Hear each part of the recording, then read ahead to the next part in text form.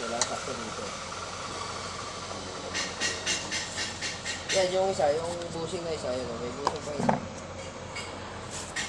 Yan. Ito. Ito. Nasa dito.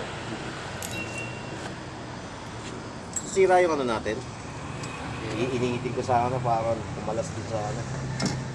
May chemical yata kasi yun, no? Oo. Kaya hindi siya matanggal. Grabe kapit. Iniitin muna to.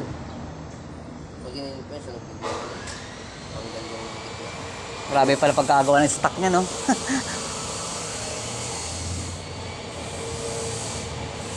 Yan, papalitan mo ng bushing. Mababait ang bushing.